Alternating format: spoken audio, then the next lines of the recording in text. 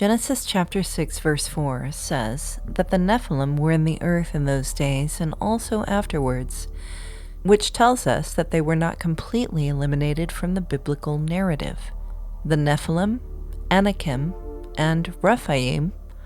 also translated as giants, continued on through Noah's lineage and ultimately became the nemesis to God's chosen people throughout the rest of the Old Testament. In Numbers chapter 13, verse 33,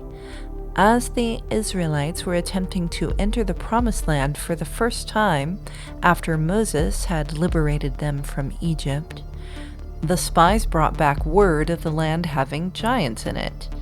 The New International Version reads, "We saw the Nephilim there, the descendants of Anak, who come from the Nephilim.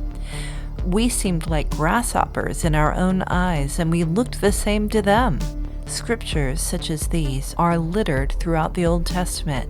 lending credence to this idea. In the New Testament, the scriptures refer back to these origin stories of the Nephilim, attempting to remind future generations of the tales of old. 2 Peter chapter 2, verses 4 through 10 reads in the English Standard Version,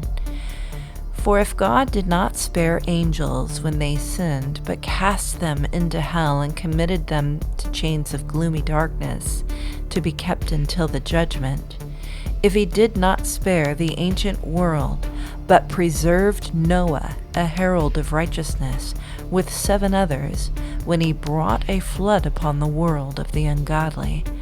if by turning the cities of Sodom and Gomorrah to ashes, he condemned them to extinction, making them an example of what is going to happen to the ungodly, and if he rescued righteous Lot, greatly distressed by the sensual conduct of the wicked,